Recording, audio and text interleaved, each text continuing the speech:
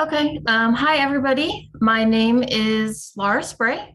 I am the Senior Procurement Specialist with Delk. I work in procurement with Delk.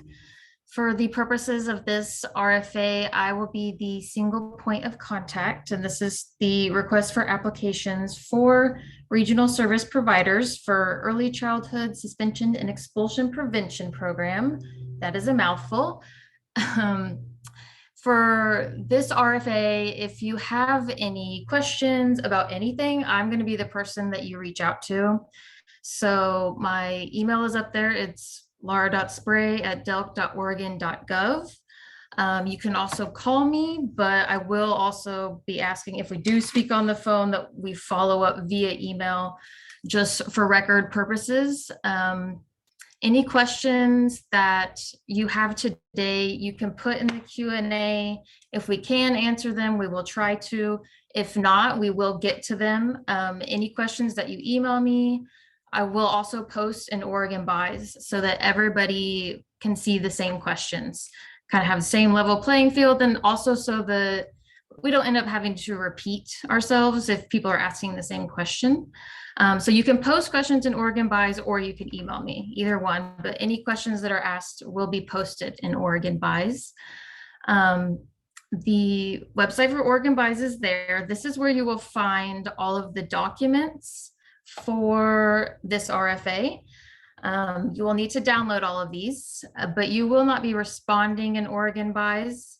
You will receive all the documents in there, and then you will email me all of your required documents for your application and anything else that needs to be submitted for this RFA. Make sure that you email those to me by the deadline. Anything that's submitted after the deadline, we can accept. So make sure you get all your ducks in a row early. So in case something happens and your email's down or whatever. So yeah, that's kind of it. Just to reiterate, I'll be the single point of contact for this RFA. So if you have any questions, please don't hesitate to email me.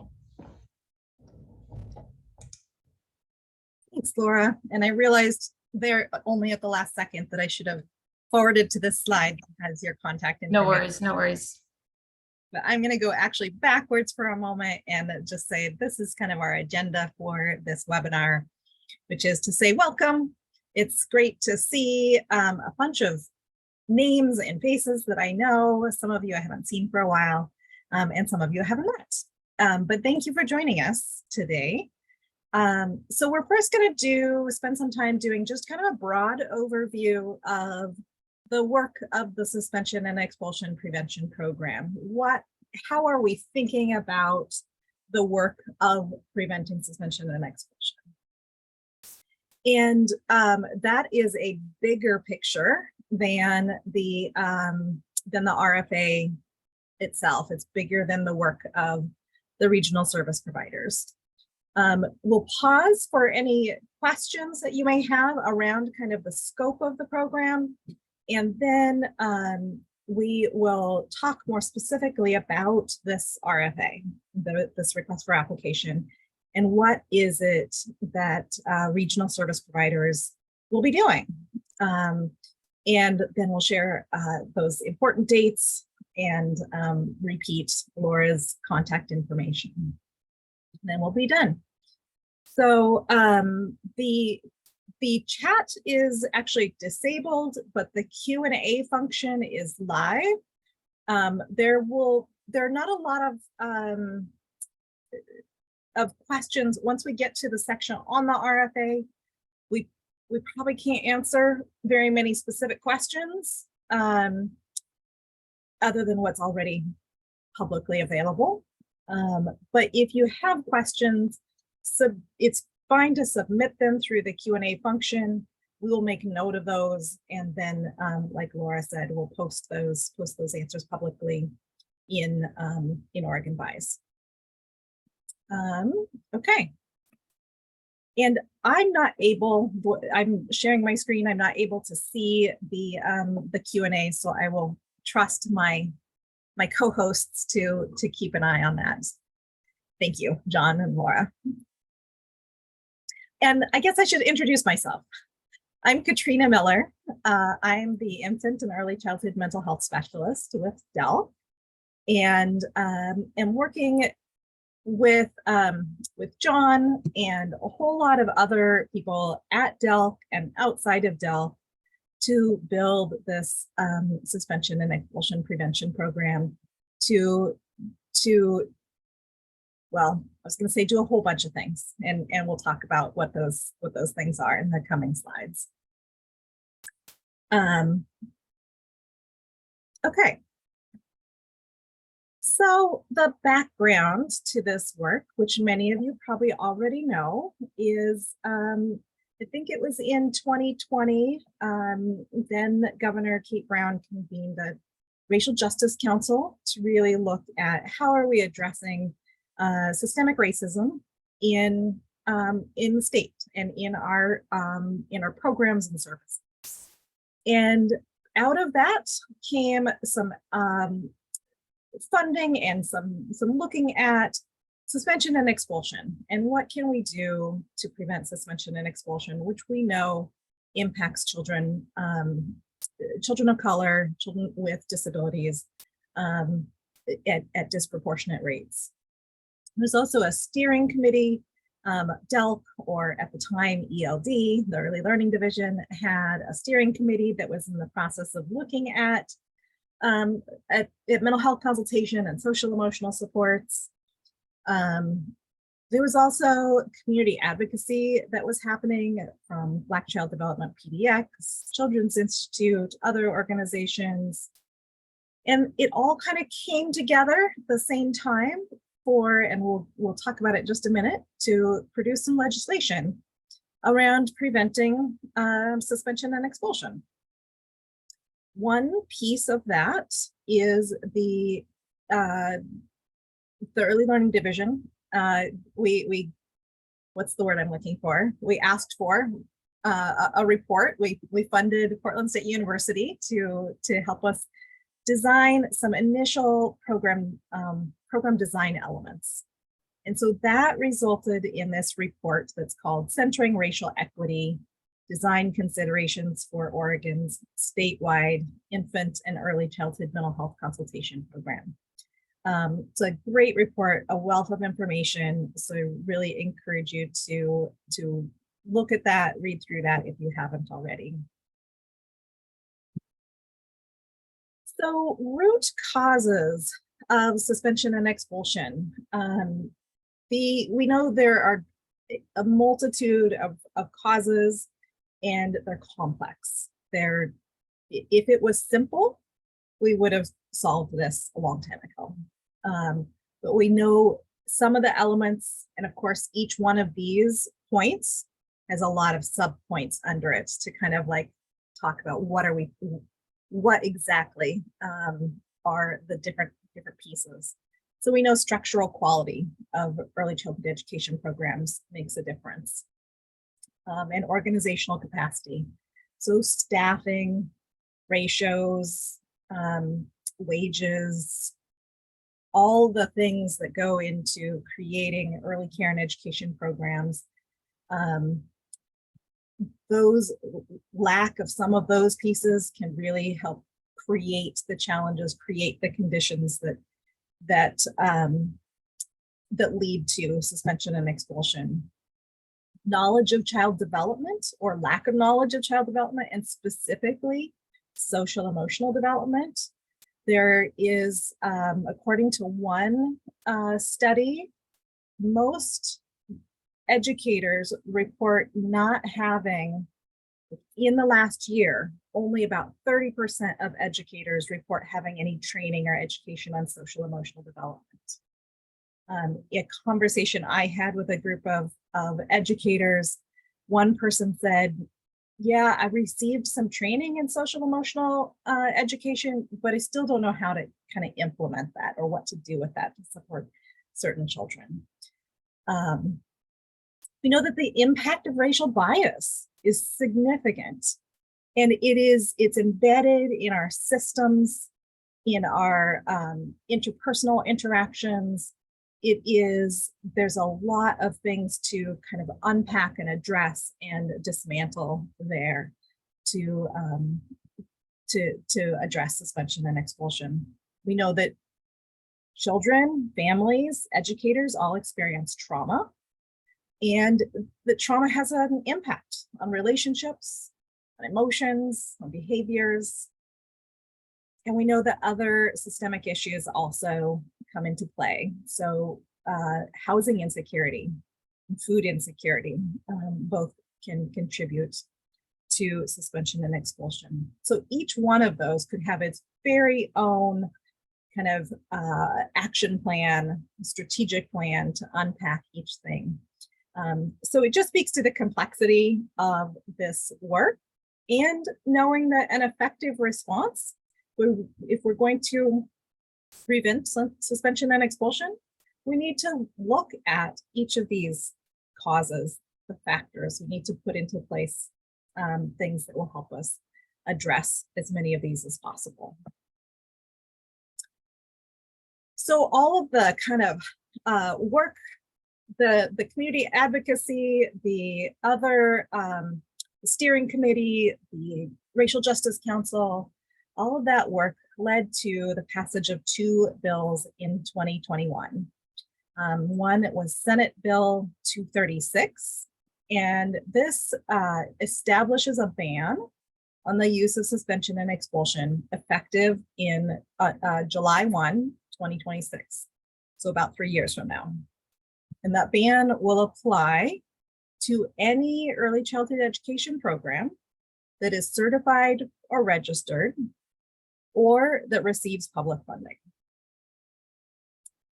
This bill also calls for a study on the use of suspension and expulsion and efforts to reduce and prevent the use of suspension and expulsion in early learning and care. And that will be due in September, a little over a year from now, so 2024. And that will provide us some information on kind of some Oregon specific information on what's happening with suspension and expulsion and what's happening that prevents suspension and expulsion, what's already happening. The other thing is, the other legislation was House Bill 2166. And this was a bill, it addressed a lot of different components, but one of those sections was, it says, we are establishing the Early Childhood Suspension and Expulsion Prevention Program. And within that, the suspension and expulsion prevention program, there's an array of services and supports. And we're going to talk about those details on the coming slides.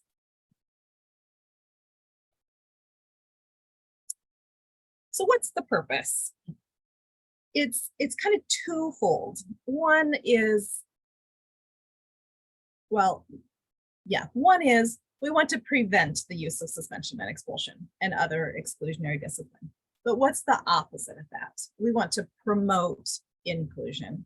We want to promote inclusive values, policies, practices, things that create opportunities for all young children and their families to participate in the full range of activities and be supported to engage in their communities and societies. We want to reduce the use of suspension and expulsion and disparities in the use of suspension and expulsion.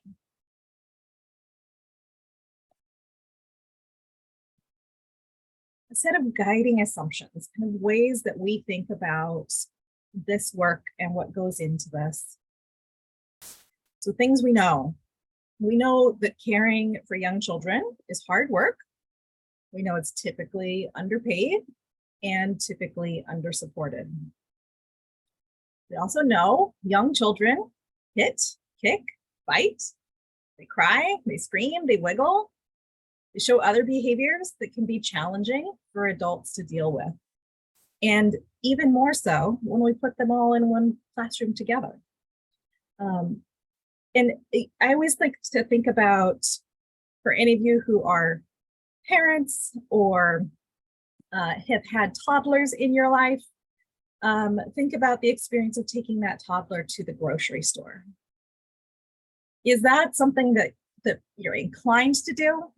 Or that you know that your friends and family members are inclined to wait until their toddler is tired and then take them to the grocery store? No, of course not, because we expect that that toddler is going to have quote unquote challenging behaviors, that there's going to be a difficult experience. And we expect that. We know that that is normal, it's age expected. And in the same way, children's hitting, kicking, biting, wiggling are age expected behaviors. And at the same time, they can still be challenging. So because they're challenging, we also know that young children are suspended and expelled because of these behaviors. And we know that children who are Black or brown and children who have disabilities are significantly more likely to be suspended or expelled. But for the same behavior, it's no different than their white peers, but they're more likely to be suspended or expelled. We also know, like every single one of you knows, because we're doing this work together, is the care that young children receive impacts their early development. And that early development has a lifelong impact. So we want to make sure that children can stay in their early care and education placements. So everyone needs more support. Children do, families do, providers do. It's in this program is intended to provide those supports in a broad range of ways. But it's not about, oftentimes we want to kind of identify the problem in one place or one role or one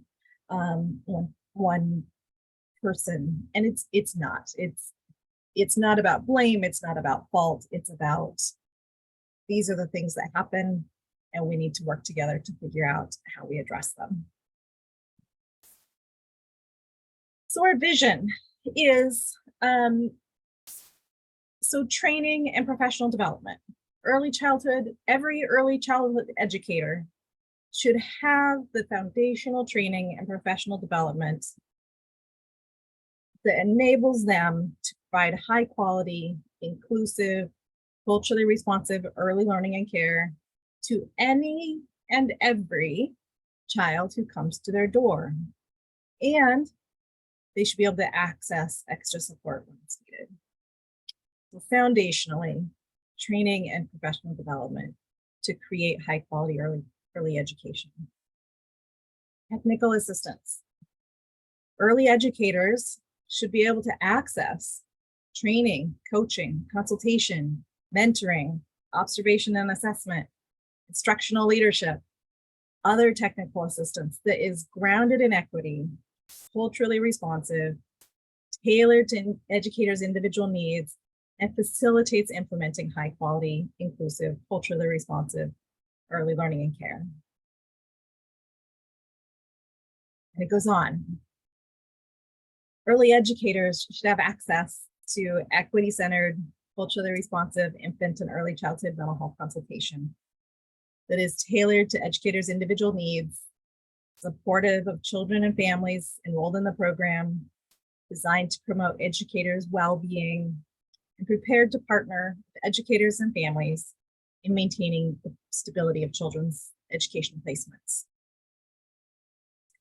And last but not least, the coordinated system of support. We need to hold all the pieces together. So early educators should have a simple way to reach out and ask for support.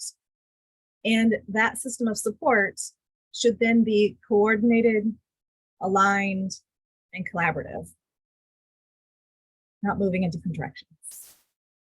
So the following slides are going to go into a little bit more. This is sort of our vision of where we're aiming. Early educators should have these training, professional development supports available. And so then we're going to kind of break it down into what does that mean for the program that we're building.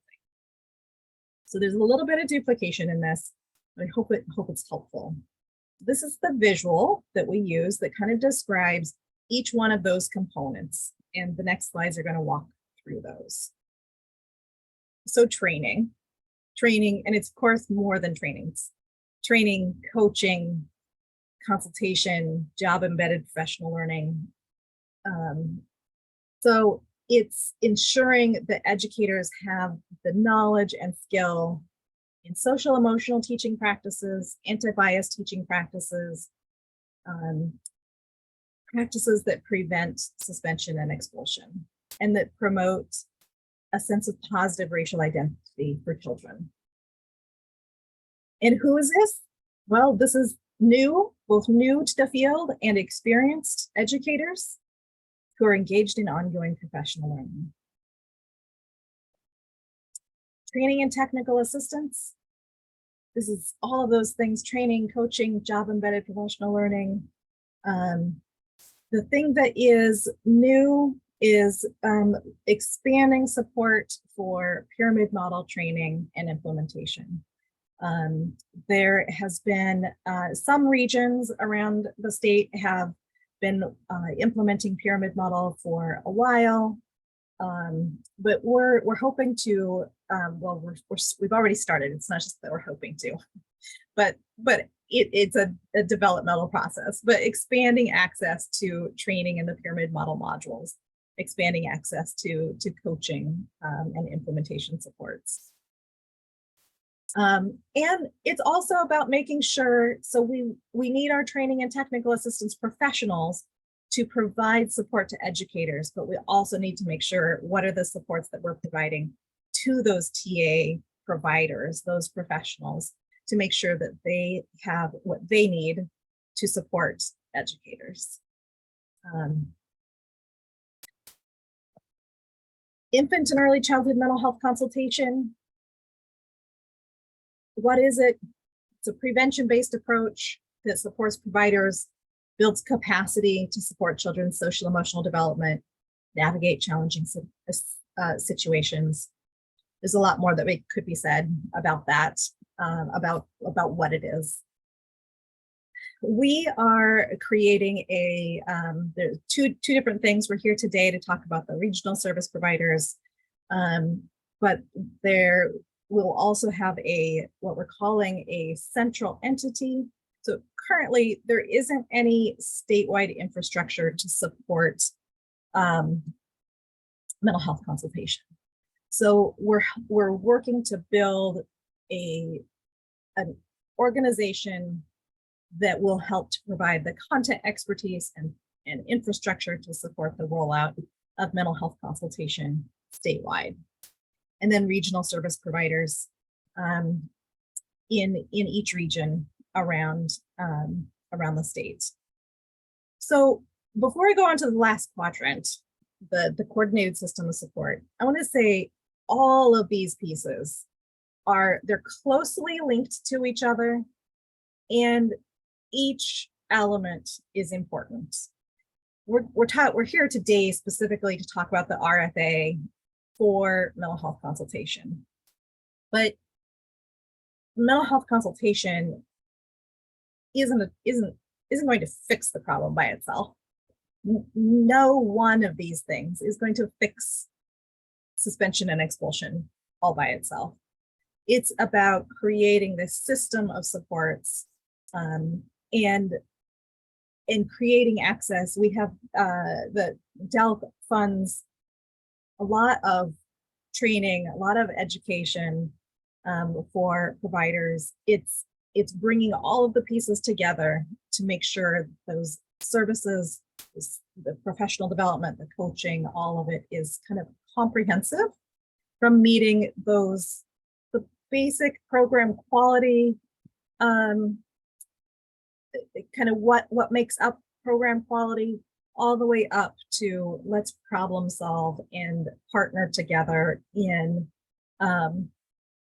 addressing specific challenges. And the thing that needs to hold all of those together is the coordinated system of supports. So there's a few things with this. One piece is a Warmline. And when I say Warmline, most people, including myself, tend to think of a phone line. And initially, this won't be a phone line. We may get there, but it will be an online access point, a place where an educator can submit a request and say, I need some help with a particular child, or I have a whole classroom full of kids that I'm struggling to support, and can you come support me?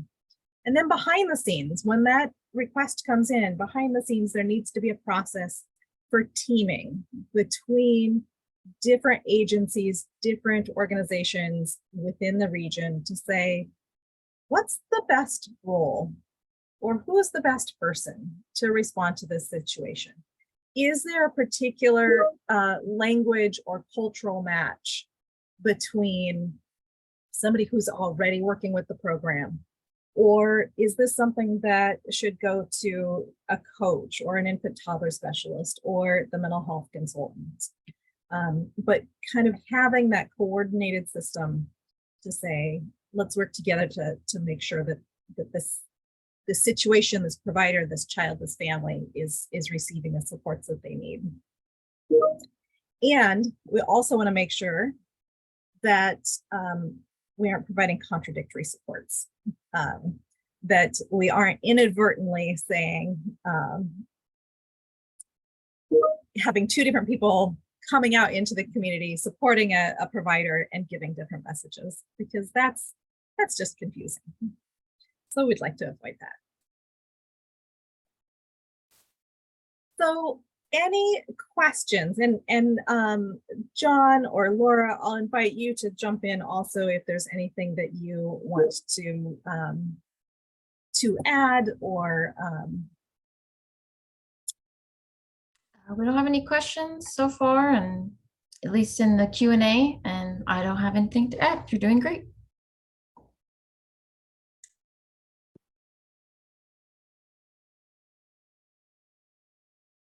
if anybody has questions, you're welcome to also unmute yourself at this point and ask.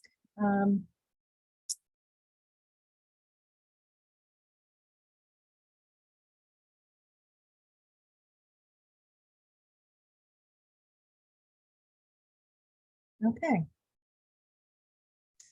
Katrina, we did get one question. Yeah. It's referencing webinar slide number 14. I think the one before this. It says, who is the state central entity that will provide the content expertise, coordination, and TA to the regional entities? Yeah, great question. So during the last year,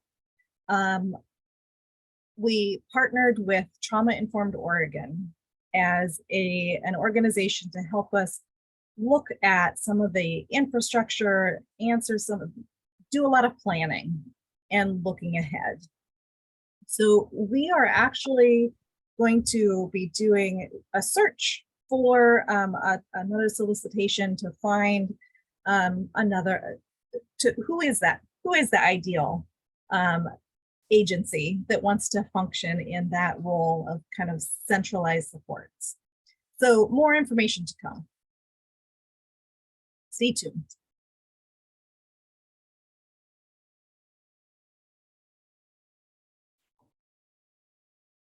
Okay. So let's talk a little bit more about this request for application itself. The regional service providers. So here's a little bit more. I forgot that these slides are here. A little bit more about the kind of how are we conceptualizing the supports that will be provided by that central entity. And we're also thinking of it, conceptualizing it as sort of a center of excellence on social emotional learning. It's possible that that name, that kind of way of thinking of it will shift a little bit, but thinking of it as an organization that really holds kind of expertise and coordination around all of these topics. So the central will help provide, actually, I think I have it listed on this next slide, provide that central infrastructure and coordination to support regional service providers, function as this center of excellence on mental health consultation, social emotional learning, including helping us think through and turn into practical action, diversifying our mental health consultation workforce and ensuring that that it's equity centered, it's grounded in equity and culturally responsive practice. It'll be offering communities of practice for training, ongoing professional development for mental health consultants. Be collaborating with regional service providers, equity leaders, other system partners. Make sure that all of our technical assistants and mental health consultants are really ready and prepared to deliver services that are equity centered, culturally responsive, result in real change for communities who have been historically and institutionally excluded. So that's sort of the backdrop for then the work of regional service providers. And so this will involve hiring mental health consultants and being a part of the Warmline response, being a partner in the coordinated system of support, delivering mental health consultation services, being connected and to the community and having authentic relationships in community, collecting data, the fun part, but an important part. So knowledge of community and culture, spending time, so this will be part of the work of regional service providers, is spending time in community, developing authentic relationships, providing outreach to early childhood educators, providers, families, make sure that people are aware that these services exist and how to access them. We'll be providing program infrastructure and staffing for mental health consultation. So it's in collaboration and teaming with the central entity, hiring consultants, providing administrative supervision, and when possible, providing reflective supervision or licensure supervision. When that's not available locally, then making sure that consultants can connect to those services through the central entity. There's the basics of caseload monitoring, oversight, ensuring that consultants are participating in core training, communities of practice, ongoing professional development. There's service delivery, and some of these details will be worked out together as we go through initial implementation. But if this is going to be a shorter term model of mental health consultation of roughly 6 months, it can be extended, but roughly 6 months, 1-2 site visits per week. And again, we'll get a kind of a feel for that as we go along of how that pacing works. And every region around the state is different. So the pacing of this is going to be a little bit different in terms of, like, is there capacity to serve all the programs in the region, some of the programs in the region, weekly, a couple times a week. We'll figure out those details together. The child-specific observation, recommendations, classroom observation and consultation, program consultation to the instructional leaders, the directors, the owners of small programs, and reflective consultation, potentially individually or in groups. Being that partner in the coordinated system of support, collaborating with other TA providers to make sure that the services we're providing line up with each other and are not contradictory to each other. We're figuring out who's the best person to respond in a particular situation. Collaborating with early intervention, early childhood special ed, to support referrals, to support service to children, collaborating with behavioral health providers to support referrals or child or family services. This teaming response is, so when those Warmline requests come in, that behind the scenes process of determining, is it going to be the mental health consultant who responds? Is it going to be a coach or another person who already has a relationship with the program? Who is the best person and the best role to respond in this situation? So that's not something that will belong to the regional service provider by themselves, but the participation in that kind of teaming response. Data collection. The use of kind of assessment tools as appropriate, whether that's child-specific classroom observation tools, but collecting that, submitting that, keeping up with those things as part of the program. That allows for that kind of continuous quality improvement and support to consultants as we go along.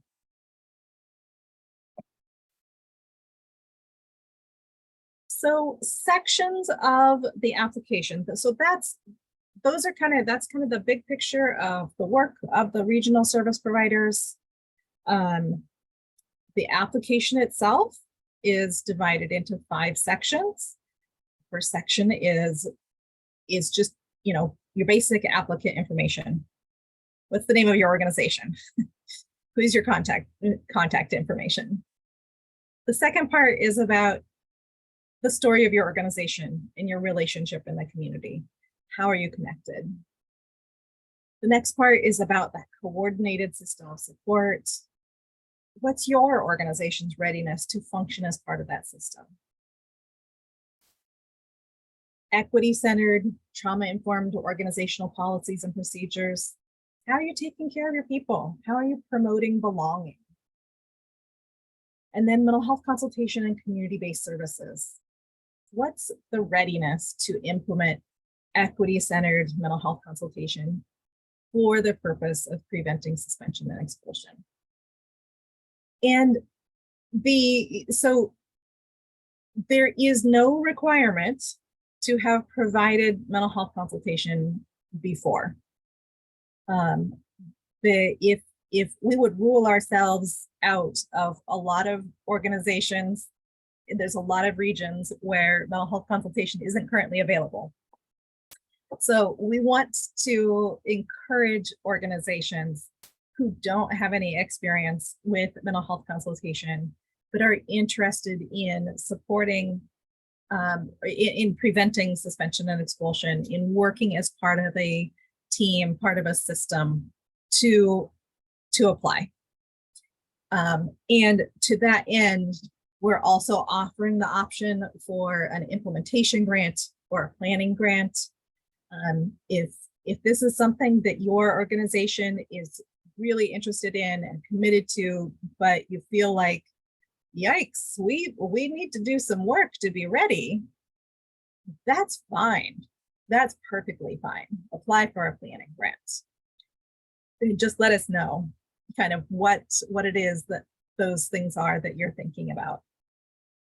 Or if you feel like, hey, we've got this, we are ready, we are prepared to hit the ground and run with this, can't wait to get started, apply for an implementation grant. We do reserve the right, if you apply for an implementation grant and we say, yeah, it looks like you're almost there, we might still say, we're going to suggest you do a planning grant instead. But this is a way of us encouraging organizations, if you're interested, but need some time to pull it all together, apply for that planning grant. That is perfectly fine. Or if your organization is not interested, or you feel like it's not the right fit for your organization to take this on, but you know another organization who is or would be a great fit, please help share the word to reach those organizations. Some important dates. So we are here today where you see the little green star. We're at the pre-application webinar.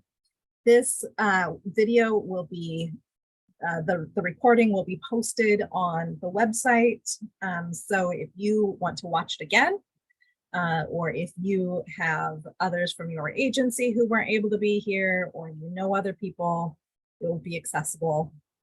And then as Laura highlighted before, the application due date is Friday, September 15th at 5 p.m. Not 5:01, not 5:15, but 5 o'clock. And then you get to sign off and go and enjoy the weekend.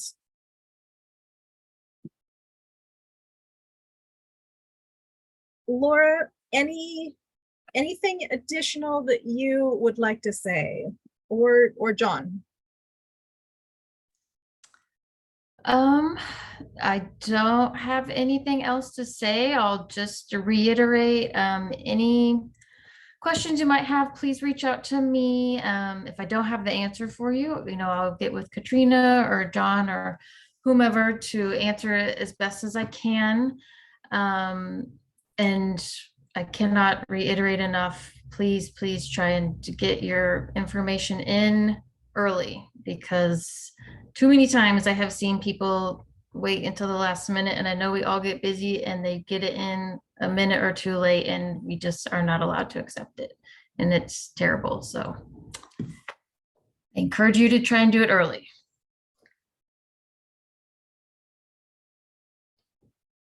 All right. I think, John, you just came off of mute. I just wanted to highlight that we do have a couple questions in the Q&A. One question that may be answerable as a clarification to something that you were already speaking to everyone about, and then another one that's something that we may follow up in the FAQ that's really around regional allocations and funding levels. But the first one was, there's clarification, are you saying applicants outside the mental health field can apply? Yes, for sure. So we're interested in finding the organizations that are interested in doing this work. It does not have to be community mental health organizations. So organizations that are interested, that are connected to the community, that are close to the communities that are impacted by suspension and expulsion. It does not have to be mental health agencies. And then a couple more, Katrina. I think the next one here can probably be answered out loud. Sounds like the application process is over at the end of September. When will work begin? Great question. So we are anticipating, so after the, let me go back to that slide with the timeline on it. So following the September 15th, then we'll have about a week when we'll be going through, evaluating the applications, scoring them. Then we'll issue that notice of who we intend to award a grant to, followed by a protest period. We anticipate grants going out in the first half of October. And then I think it will kind of depend on, is this a planning grant or is this an implementation grant, according to what those next steps are of in a sense. I mean, as soon as the agreement is executed, then work can begin. It's just sort of like what the specifics of what that work will be will depend on whether it's an implementation grant or planning grant.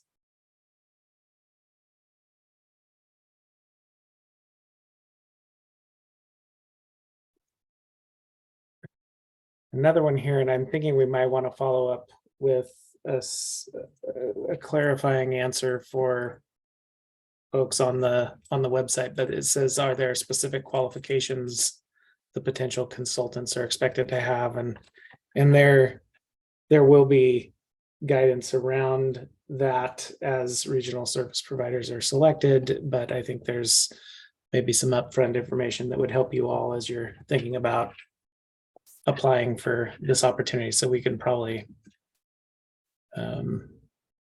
get more information out about that. And I haven't read this one. Who will ensure that mental health consultants are utilizing a relationship building approach with providers? Yeah, that's a great question. That in a sense, I hope that every single one of us is helping ensure that that's happening. I think that is part of the role of us around at DELC in terms of the expectations that that we have for what the work is, and it will also be a component of the work of the central entity around supporting relationship-based work. I mean, mental health consultation is relationship building work. It has to be grounded in that. And I missed one. Regions, the question is, regions would be expected to begin before a central entity has been hired.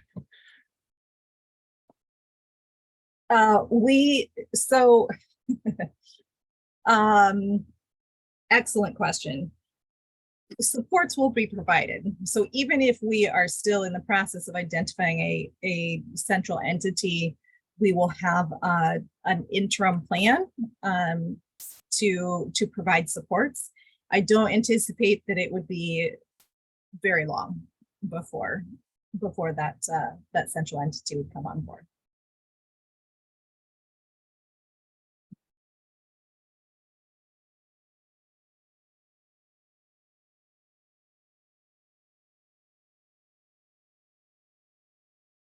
Looks like there's one more question. The funding level in the table is for 2 years.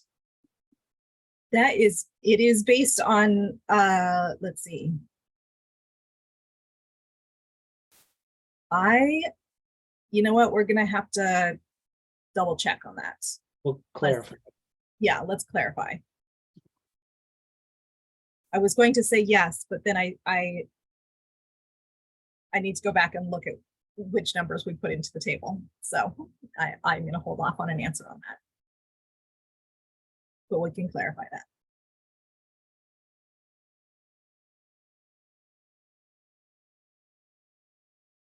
Well, thank you all for coming today and joining us for this. Look forward to, let's see if I can stop sharing. Where's my,